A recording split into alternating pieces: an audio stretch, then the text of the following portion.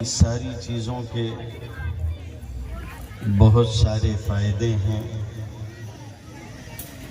منٹوں میں سیکنڈوں میں باتیں بہت دور تک پھیل جاتی ہیں۔ جہاں ان کا بہت فائدہ ہے وہیں ہم مقررین اور واعظین کے لیے مشکل بھی ہے۔ مکاتب کے جلسے ہفتے بھر میں 2-4 تو ہو ہی جاتے، سال اخیر ہوں تو روز روز بھی ہوتے ہیں۔ تقریریں ایک جگہ سے دوسری جگہ ہم سے پہلے پہنچ جاتی، مشکل یہ ہے کہ بولیں تو کیا بولیں۔ ویسے ہی ہو گیا ہے کہ مشاعرے میں جہاں شاعر نے کوئی غزل شروع کی مجمع چیخنے لگتا ہے کہ پرانی ہے، نیا کلام پڑھو۔ اور اپنا معاملہ شاعروں سے معذرت کے ساتھ ویسا بھی نہیں ہے کہ کام ادھر ادھر سے چل جائے یا چلا لیا جائے۔ راحت اندوری نے کہا ہے، میرے کاروبار میں سبھی نے بڑی امداد کی، داد لوگوں کی، گلا اپنا غزل استاد کی۔ تو یہ نہ ہمارا کاروبار ہے اور نہ ہم اس طرح کے پیشہ ور لوگ ہیں۔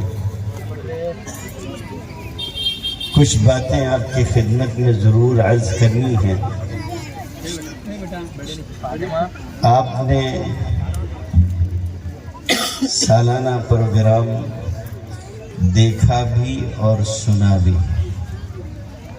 مدرسہ عائشہ، اس کا پروگرام آپ نے سنا بھی اور دیکھا بھی۔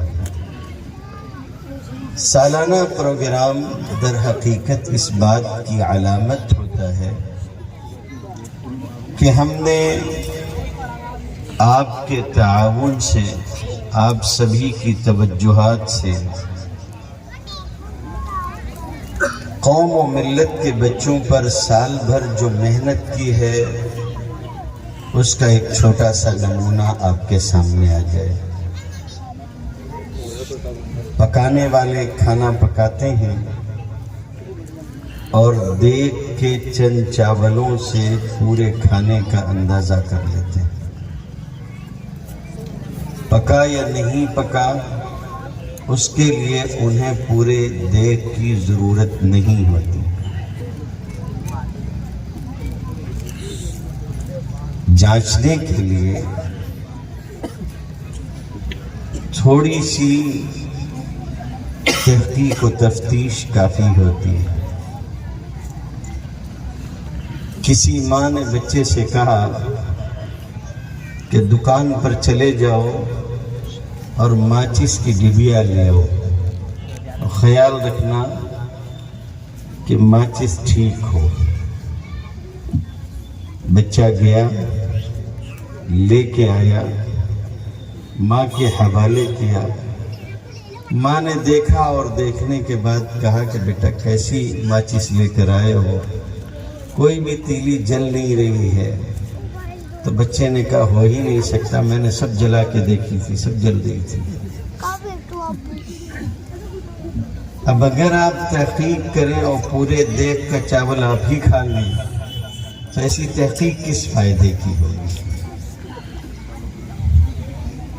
چند بچے پیش کیے جاتے ہیں جو اس بات کا نمونہ ہوتے ہیں کہ سال بھر کیسی محنت کی۔ اللہ کے فضل و کرم سے شاندار نمونہ بچوں نے پیش کیا۔ ہمیں اعتراف کرنے میں کوئی باک نہیں ہے، کوئی عار نہیں۔ ہم تو مدرسے والے ہیں اور کہتے ہیں کہ ایک ہی فیلڈ میں جو لوگ ہوتے ہیں وہ جلدی کسی کا اعتراف نہیں کرتے۔ ایسا نہیں ہے میرے بھائی، اچھا نمونہ پیش کیا۔ اللہ تعالی محنت کرنے والے ان معلمین ان کی عمروں میں، ان کی خدمت میں برکت عطا فرمائے، مزید ان لوگوں کو ترقی عطا فرمائے۔ معلمین و معلمات کا جو کام ہوتا ہے وہ سنوارنے اور بنانے کا ہوتا ہے۔ ہم اپنے بچے ان کے سپرد کرتے ہیں، یہ ان پر محنت کرتے ہیں، ان کی نوک پلک درست کرتے ہیں، تب جا کے ہمارے بچے کسی قابل بنتے ہیں۔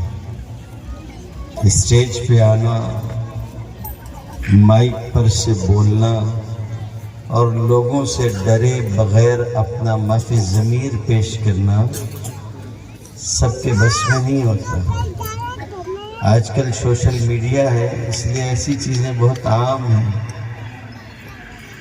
آپ نے پچھلے دنوں ایک خطیب کو دیکھا ہوگا، ایک دوسرے طبقے کے لوگوں کو وہ مقرر اور خطیب صاحب نوازے جا رہے تھے اور ان کا پاجامہ اتر گیا، دیکھا ہوگا نا آپ نے۔ اور اس پتے بھی پہنچ گئے ہوں گے جہاں میں آپ کو پہنچانا چاہتا تھا۔ جی، اس پتے پہ پہنچ گئے ہوں گے۔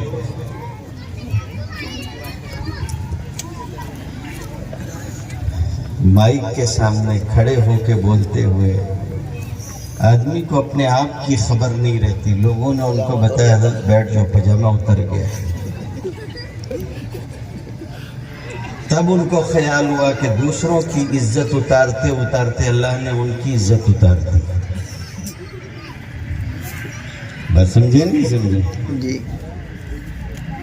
جو دوسروں کے لیے گڑھا کھودتا ہے وہ خود اس میں گرتا ہے۔ بچوں نے مائک کا، مجمع کا، کسی چیز کا خوف محسوس نہیں کیا۔ یہ بڑا عجیب و غریب مرحلہ ہوتا ہے۔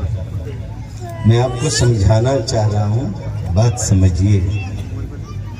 ہمارے یہاں مالیگاؤں میں ایک حافظ صاحب تھے، سید الحفاظ۔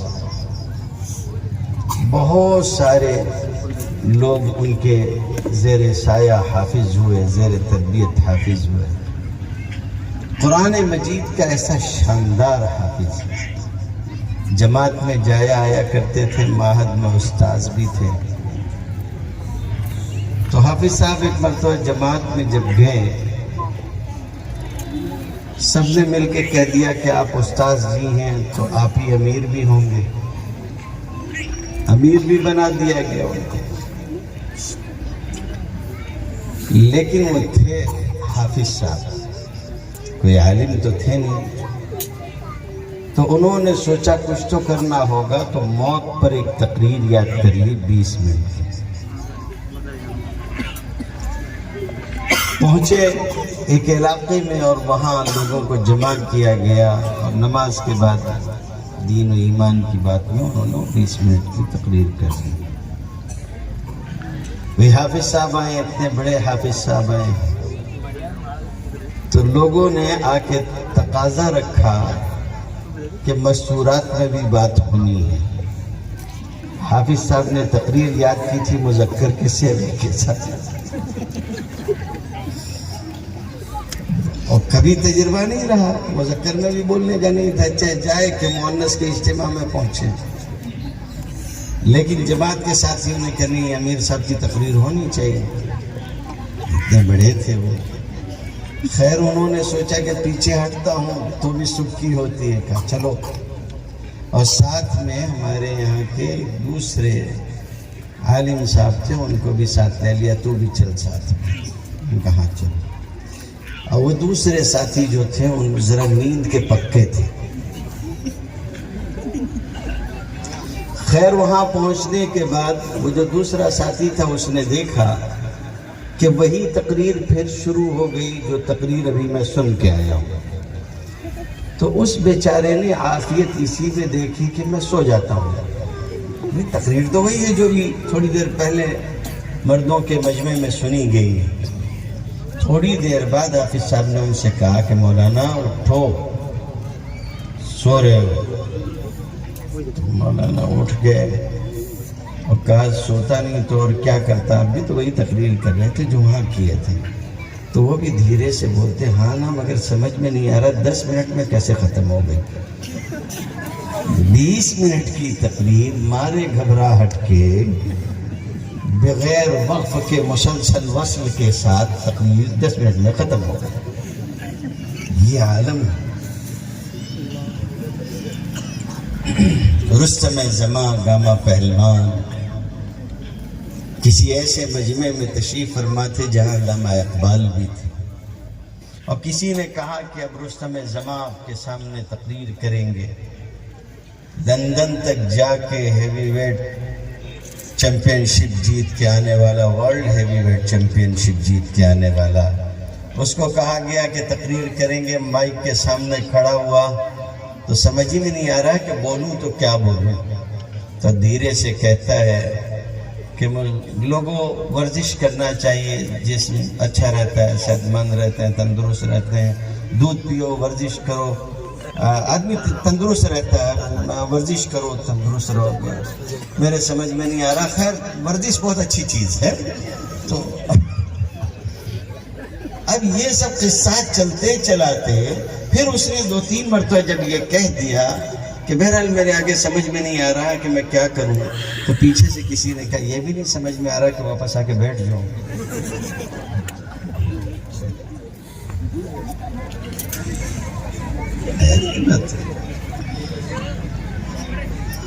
مجھے پتا نہیں ہے کہ شہادہ کے لوگ کتنا سمجھتے ہیں کتنا نہیں سمجھتے ہیں۔ بہت ڈرتے ڈرتے ہم لوگ تقریر کرتے ہیں، ہم لوگوں کی زبان مدرسے میں رہتے رہتے بہت گاڑھی ہو جاتی ہے، تو اس لیے میں تقریب فہم کے لیے آپ کو اتنی باتیں میں نے کہہ دی تاکہ سمجھ میں آئے کہ ان بچوں پہ جو محنت ہوئی یہ بھی بہت بڑی بات ہے اور یہ کمال کی چیز ہے۔ مدرسے والے سکھاتے ہیں، علی قاری صاحب نے پڑھا اور شاندار پڑھا ماشاءاللہ، قرآن مجید پڑھنا سکھاتے ہیں، مخارج ٹھیک کراتے ہیں۔ جو حضرات قرآن مجید ٹھیک سے نہیں پڑھتے، شروع میں جب تجوید کے ساتھ پڑھایا جانے لگا اور نورانی قاعدے کا رواج ہونے لگا اور مجہول و معروف کی تمیز ہونے لگی، تو لوگوں نے وہ زمانہ بھی دیکھا کہ مکتب کے بچے پیچھے بیٹھے ہوئے ہوں اور امام صاحب نماز پڑھا رہے ہیں تو بچے آپس میں بولتے تھے امام صاحب غلط پڑھ رہے ہیں، امام صاحب غلط پڑھ رہے ہیں، تو امام صاحب بھی ٹھیک ہو گئے ماشاءاللہ۔ پرانے لوگ ہوتے تھے، پڑھنے کا طریقہ نہیں ہوتا تھا۔ آج ان بچوں کو قرآن مجید سکھایا گیا، شاندار سکھایا گیا۔ لوگ مکتب کو چھوٹی چیز سمجھتے ہیں، مکتب چھوٹی چیز نہیں ہوتا میرے بھائی۔ دکھائی نہ دے وہ اور بات ہے، لوگوں کو دکھتا ہے ختم بخاری ہو رہی، لوگوں کو دکھائی دیتا ہے تکمیل حفظ قرآن کے جلسے ہو رہے ہیں، مدارس کا جلسہ ہے، بڑے بڑے مدرسوں کا، بڑے بڑے پیر فقیر فنا صاحب آ رہے ہیں، تو لوگوں کو لگتا ہے مدرسہ اور مکتب، تو لوگوں کو کہاں بھی ہے۔ بنیاد کا پتھر عموماً دکھتا نہیں ہے، مگر پوری عمارت اسی بنیاد کے پتھر پہ ہوتی ہے، اسی بنیاد کے پتھر پہ ہوتی ہے۔ آپ کیا سمجھتے ہیں مکتب کا کیا کمال ہے؟ میں آپ کو ایک بات عرض کرتا ہوں، اپنے یہاں ہم نے بیان کی تو ہمارے یہاں کے بہت بڑے اور پرانے قدیم عالم اور بافیض عالم، انہوں نے کہا کہ ہم نے یہ بات پہلی مرتبہ ان سے سنی تھی۔ میں آپ سے عرض کرتا ہوں، آج کا زمانہ بہت تیز و ترار ہے اور ہمارا ملک تو بھانت بھانت کے لوگوں کا مرکز ہے۔ جلسے والے صحیح بتائیں کتنا دیر کا وقت ہے؟ آپ کے یہاں 10 بجے والا مسئلہ تھا نا؟ 10:30 ٹھیک ہے، اچھی بات ہے، 10:30 تک پورا کر لیں گے انشاءاللہ۔ تو اب یہ قصہ ہوا کہ یہاں بھانت بھانت کے لوگ موجود ہیں، مختلف مذاہب کے۔ آپ ایسا کریں کہ کسی سناتن دھرم کے بندے کو لے آئے، میں کسی کو چھیڑ نہیں رہا ہوں، ہم لوگ حیدرآبادیوں کی زبان میں کھجا کے نہیں لیتے، کوئی چھیڑ دیتا ہے تو چھوڑتے نہیں ہیں۔ باقی خود سے کسی کے گھر نہیں جاتے. تو میں ایسا کچھ نہیں بول رہا ہوں. کسی سناتن دھرم کے آدمی کو لے لو، کسی عیسائیت کے ماننے والے کو لے لو، کسی یہودیت کے ماننے والے کو لے لو، سب کو جمع کرو. ان سے کہو کہ اپنی مذہبی کتاب سے کوئی ایک حصہ اسی زبان میں پڑھ کر سنا دو، تمہاری مذہبی کتاب جس اصل زبان میں ہے. میں ترجمہ نہیں سننا چاہتا، میں بائبل کا ترجمہ نہیں سننا چاہوں گا کہ آپ انگریزی میں پڑھ دیں. میں سریانی میں سننا چاہوں گا، عبرانی میں سننا چاہوں گا. اب اگر میرے سامنے ویداس یا میرے سامنے جو ہے وہ قرآن لے کے آئیں گے تو میں چاہوں گا کہ آپ اس کو سنسکرت میں پڑھ کے سنائیں. مرتی زبان ہے، اس کو یونیورسٹیوں میں لازم کر کے، تعلیم گاہوں میں لازم کر کے، جیسے ویسے کر کے زندہ رکھنے کی کوشش کی جا رہی ہے. پھر بھی وہ زندہ نہیں رہ پا رہی بیچاری. ایک پنڈت جی تھے، ان کا ایک خادم تھا. پنڈت جی سنسکرت بولتے تھے، ان کا مذہبی مسئلہ تھا. ان کا خادم جو تھا نوکر، اس کو سنسکرت نہیں آتی تھی. پنڈت جی بار بار اس سے کہتے تھے کہ دیکھو سدھر جاؤ، سنسکرت بولا کرو. وہ مانتا نہیں تھا. ایک دن بہت جلال میں تھے، ساتھ میں چلے جا رہے تھے. پنڈت جی نے کہا خبردار رہنا، آئندہ سے اگر تو نے سنسکرت میں بات نہیں کی تو تیرا میرا جو ہے جمے گا نہیں، میں تجھ کو نکال دوں گا. سامنے بغیر مڈیر کا کنواں تھا، بغیر نزول کے اس میں نازل ہو گئے. سمجھے نہیں سمجھے کیا بولا؟ سامنے بغیر دیوار کا کنواں تھا، ادھر تقریر میں مشغول تھے، دیکھ نہیں سکے. اس میں جا کے پنڈت جی نیچے اتر گئے، کنویں گر گیا. اب یہ باہر کھڑا ہوا ہے، نیچے دو چار غوطہ کھایا پنڈت جی نے. اندر سے چلا کے کہا کسی کو بلاتا کیوں نہیں بچانے کے لیے. ابھی تازہ تازہ پھٹکار پڑی تھی اس کے اوپر کہ اگر تو نے سنسکرت میں نہیں بولا. تو اس نے سوچا کیا کروں، تو ملا جلا کے بولتا ہے پنڈتم گرو نترم دوڑنترم بچارے دیا سواہا. تو پنڈت نے کہا او احمق، جب تک لوگ تیری سنسکرت سمجھیں گے جب تک میرا کلیان ہو جائے گا. سیدھے بلا. تو مرتی زبان ہے، اس کو جیسے ویسے کر کے بیچارے زندہ رکھ رہے ہیں. ہم کو اس سے کوئی اختلاف نہیں، ان کی زبان ہے، کریں. آپ بلائیے کسی کو، اس سے کہیے کہ پڑھ کے سناؤ. کوئی عالم ہوگا تو پڑھ کے سنا دے تو سنا دے. ان کے نوجوانوں کو، ان کے بچوں کو، ان کے کم عمر لوگوں کو جمع کر کے اگر تم چاہو کہ وہ پڑھ کے سنا دیں. ہرگز نہیں سنا سکتے، میں لکھ کے دینے کو تیار ہوں. لیکن یہ کمال مکتب کا ہے کہ آج سے 1450 سال پہلے جس فصیح و بلیغ عربی میں جبرائیل امین نبی کریم صلی اللہ علیہ وسلم پر قرآن جن ضابطوں اور قاعدوں کے ساتھ لے کر آئے تھے، یہ مکتب کا فیض ہے کہ ہمارا 5 سال کا بچہ انہی قاعدوں کے ساتھ اسی طرح قرآن سنا دیتا. یہ کمال ہے.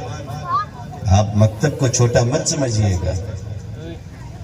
جو لوگ یہاں جمع ہیں ان سے عرض کرتا ہوں، اللہ نے اولاد کی نعمت آپ کو عطا فرمائی ہے. پتہ نہیں آپ اس کو نعمت سمجھتے ہیں یا نہیں سمجھتے ہیں، ورنہ مولویوں کے پاس لا کے اسی لیے دے کے جاتے ہیں کہ اس کو زحمت سمجھتے ہیں. جی ہاں، جس کی پرورش خود نہیں کر پاتے اور جس کو دوسرے قبول نہیں کرتے، عموماً تجربے کی بات ہے کہ وہ مولویوں کے حوالے کیا جاتا ہے. وہ بول کے دیتے ہیں، بہت نالائق ہے. مدرسے میں لا کے دیتے ہیں. آپ اولاد کو نعمت سمجھتے ہیں یا نہیں سمجھتے ہیں؟ اولاد نعمت بھی ہے، اللہ کی امانت بھی ہے. اللہ نے جو اولاد دی، یہ بھی بڑا مسئلہ ہے. اولاد کے پیدا ہونے سے پہلے انسان کیسی عجیب و غریب کیفیت میں ہوتا ہے. کیسی عجیب و غریب کیفیت میں ہوتا ہے جب اسے پتہ چلتا ہے کہ اب کوئی امانت میری بیوی کے پیٹ میں ہے. ماں باپ دونوں پریشان ہو جاتے ہیں، اس لیے کہ دنیا یہ جانتی ہے کہ وہ عیب جو ماں کے پیٹ سے اولاد میں ہو، ڈاکٹر اس کو ٹھیک کرنے سے عاجز ہو جاتے ہیں. اسی لیے حضرت عیسیٰ علیہ السلام کے معجزے کے بارے میں کہا جاتا ہے کہ وہ مادر زاد اندھے کو ٹھیک کرتے تھے۔ مادر زاد اندھا، ماں کے پیٹ سے جو اندھا پیدا ہوا ہو، جس کا جو عیب ماں کے پیٹ سے ہوتا وہ ٹھیک نہیں ہوتا، تو لوگ ہوتے ہیں۔ قرآن مجید میں اللہ تعالیٰ نے اس کیفیت کو بیان کیا ہے کہ لوگ کہتے ہیں، اللہ سے دعا کرتے ہیں، لَئِنْ آتَيْتَنَا صَالِحًا لَنَكُونَنَّ مِنَ الشَّاكِرِينَ، اگر اولاد آپ صحیح سالم تندرست عطا فرما دیں تو ہم لوگ آپ کے شکر گزار ہوں گے۔ ابھی وجود میں آیا نہیں آیا، ابھی پیدا ہوا نہیں ہوا، تو مانگ کس سے رہے ہیں کہ اللہ تعالیٰ یہ وجود جو پا رہا ہے اور بن رہا ہے یہ صحت مند ہو۔ میں نہیں کہہ رہا ہوں، کوئی دیوبندی مولوی نہیں کہہ رہا ہے، حقیقت یہ ہے اولاد کے بارے میں کہ جب اولاد پیدا ہو جاتی ہے تو اللہ فرماتے ہیں فَلَمَّا آتَاهُمَا صَالِحًا جَعَلَ لَهُ شُرَكَاءَ فِي مَا آتَاهُمَا، جب ہم انہیں تندرست اولاد دے دیتے ہیں تو وہ اس میں ہمارا شریک ٹھہرانے لگتے ہیں۔ کان میں بالی ڈال دیں گے فلاں کی منت کا، ڈورے باندھ دیں گے، فلاں کر دیں گے۔ میں آپ کو اپنا واقعہ سناتا ہوں۔ علماء کے ساتھ میں پہلی مرتبہ ایک کانفرنس میں شرکت کرنے کے لیے دہلی گیا، اس میں بھی لوگوں نے مجھ کو لالچ دیا تھا کہ چلو، اور اس طور پر کہ چلو گے تو تم کو وہاں دیوبند وغیرہ بھی دکھا دیں گے۔ بہت خوش تھا، ان کے ساتھ ہو لیا۔ ہمارے بڑے علماء ساتھ میں تھے۔ جو مزار کے ارد گرد موجود لوگ ہوتے ہیں وہ بہت ذہین لوگ ہوتے ہیں، سمجھدار ہوتے ہیں، وہ جانتے ہیں۔ جب گروپ وہاں پہنچا، علماء جو ہے وہ جس طرح محبت کر رہے تھے اس کی وجہ سے وہ سمجھ گیا کہ اس گروپ کا چلتا ہوا پرزہ یہی ہے، تو بڑے اتفاق کے ساتھ شیخ سلیم کے مزار پہ حاضری ہوئی۔ وہ جن کی دعا کے بارے میں کہا جاتا ہے کہ اکبر نے ان سے دعا کروائی تھی تو شہزادہ پیدا ہوا تو اس کا نام شہزادہ سلیم رکھا، وہی بزرگ ہیں شیخ سلیم۔ ان کے مزار پہ پہنچے ہم لوگ، مزار دیکھ لیا، صاحب مزار کے لیے فاتحہ پڑھ لی۔ اس کے بعد وہ مجھ کو لے کے مزار کے پیچھے کی طرف ایک جالی کے پاس گئے، سنگ مرمر کی جالی بنی ہوئی تھی۔ ایک ڈورا میرے ہاتھ میں دیا، وہ کہنے لگے کہ اس میں باندھ دیجئے۔ میں نے کہا کیوں بھائی؟ تو کہنے لگے کہ لڑکی ہوگی تو لڑکا مانگ لو، لڑکا ہوگا تو لڑکی مانگ لو، اولاد کی منت مانگ لو۔ میں نے اس سے کہا میرے بھائی کوئی دوسرا ڈورا لے کے، ابھی تو بیوی نہیں ہے، ابھی بیوی نہیں ہے، نکاح ہی نہیں ہوا تھا۔ تو خجل ہو گیا، کہنے لگا آپ بھی مذاق کرتے ہیں۔ میں نے کہا حقیقت ہے، کیا کریں؟ ایک آدھی ایسا مزار بھی ہونا چاہیے نا نوجوانوں کا، ڈورا باندھے تو۔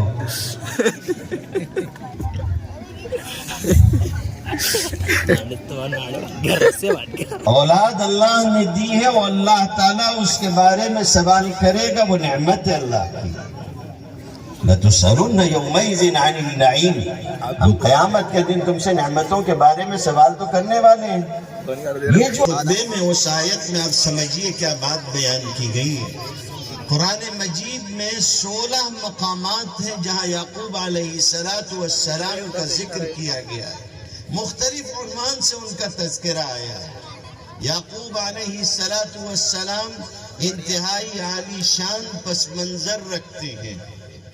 یعقوب علیہ السلام کے والد بھی نبی ہیں، حضرت اسحاق، اور یعقوب علیہ السلام کے چچا بھی نبی ہیں، حضرت اسماعیل، اور ان کے دادا بھی نبی ہیں، حضرت ابراہیم، اور ان کے بیٹے بھی نبی ہیں اور وہ حضرت یوسف ہیں۔ یہی وجہ ہے نبی کریم صلی اللہ علیہ وسلم نے تعارف کراتے ہوئے حضرت یوسف کا ایک موقع پہ فرمایا تھا، الکریم ابن الکریم ابن الکریم ابن الکریم۔ آپ نے فرمایا تھا کہ یوسف تو باعزت ہیں، شریف کے بیٹے ہیں، اور ان کا باپ بھی شریف کا بیٹا ہے، اور ان کے دادا بھی شریف کے بیٹے ہیں۔ اوپر تک بیان کیا کہ ان کا سلسلہ نسب انبیاء کا نسب ہے۔ یوسف علیہ السلام ہے، ان کے ابا یعقوب علیہ السلام ہے، اور ان کے دادا اسحاق علیہ السلام ہے، اور ان کے پردادا ابراہیم علیہ السلام ہے۔ یہ کون لوگ ہیں؟ یہ کون لوگ ہیں؟ یہ وہ لوگ ہیں جن کو نبوت کا تاج دیا گیا۔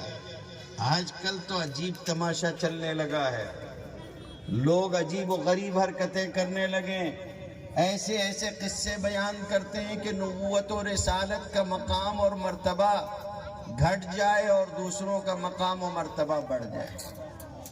اللہ ہی رحم کرے۔ ایک حقیقت بیان کر رہا ہوں میں، اس کا خیال ہونا چاہیے آپ کو۔ یعقوب علیہ السلام، بھئی دماغ میں کبھی آتا ہے خدا نہ خواستہ کوئی نبی جہنم میں جائے گا؟ سوال ہی نہیں اٹھتا۔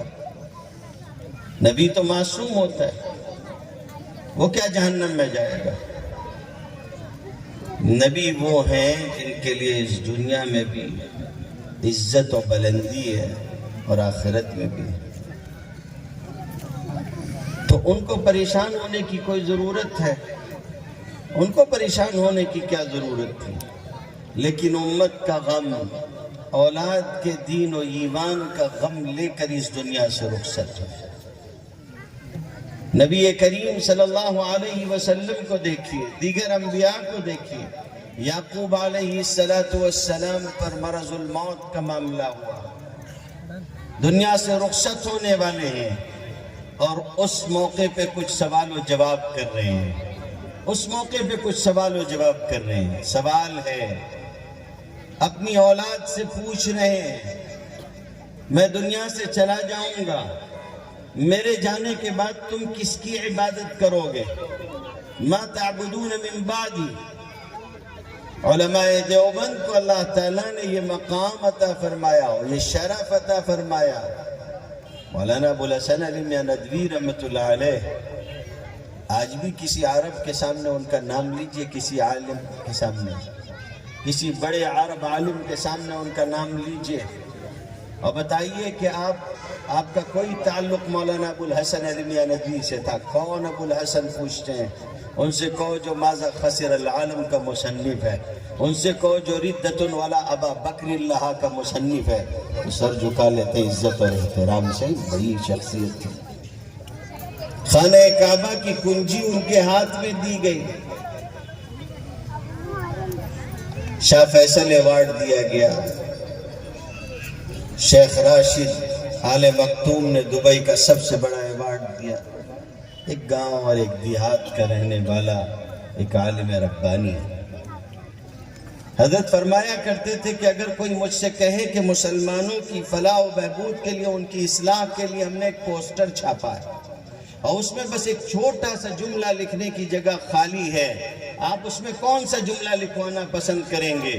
تو میں ان سے کہوں گا کہ لکھ دو ما تعبدون من بعدی، تم میرے بعد کس کی عبادت کرو گے؟ یہ سوال ہے اصل سوال یہ ہے۔ ہمارے یہاں تو مصیبت یہ ہوتی کہ آدمی مرنے لگتا ہے تو لوگ جو ہے وہ اولاد کو لے کے آ جائیں گے، پوتوں کو لے کے آ جائیں گے، نواسوں کو لے کے آ جائیں گے، نواسیوں کو لے کے آ جائیں گے، وہاں پیش کرتے ہیں، بولے دیکھو دادا عبداللہ آیا ہے۔ اور اللہ کے بندے، یہ عبداللہ کی طرف متوجہ ہونے کا موقع نہیں، اب اللہ کی طرف متوجہ ہونے کا موقع۔ عجیب عقیدے بنا کے رکھے ہیں، بولتے وہ ان کی بیٹی کو بلا دو، اس میں روح پھنسی پڑی ہے، اس لیے نکل نہیں رہی، پریشان ہے، وہ آئے گی تو روح نکل جائے گی۔ فرشتہ موت کا بیٹھ کے بھٹا بھونج رہا ہے۔ وہ محترمہ آئیں گی تو اس کی روح نکلے گی۔ لا حول ولا قوت الا باللہ، کیسی حرکتیں کرتے ہیں لوگ، اور عجیب عقیدے بنا کے رکھے ہیں۔ وہ ملک الموت روح کو لے کے جا رہا تھا اور مریدہ آ کے بولنے لگی آپ کے ہوتے ہوئے میرا نوجوان بچہ مر گیا، تو ملک الموت سے جو ہے وہ تھیلا چھین لیا روحوں کا، اور اس دن کی جتنی روحیں تھیں وہ سب آزاد ہو گئیں اور اس کا بچہ بھی زندہ ہو گیا۔ تو فرشتہ جا کے اللہ کو کیا بولا ہوگا؟ قرآن تو کہتا ہے لا یعصون اللہ ما امرهم ویفعلون ما یؤمرون، فرشتے اللہ کے حکم کے خلاف نہیں کرتے۔ اور تو اور ہمارے یہاں کا ایک خبتی ہے، ہمارے یہاں کا ایک خبتی ہے، وہ کہتا ہے کہ پیر صاحب مر گئے تو مریدہ نے کہا کہ اب پیر لوگ بھی جو ہے وہ منگل کو مرنے لگے، تو پیر صاحب اٹھ کے بیٹھ گئے اور کہا اچھا منگل کو نہیں مرتے بعد میں مر جائیں گے۔ موت نہ وہ ڈرامہ ہو گیا ہے،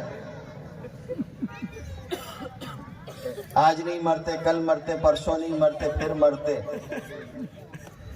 توبہ ہے، اس کو اسلام بنایا کھیل بنا رکھا۔ نبی کی وفات ہو رہی ہے، دنیا سے رخصت ہو رہے ہیں، اور سوال پوچھا ما تعبدون من بعدی، تم میرے بعد کس کی عبادت کرو گے؟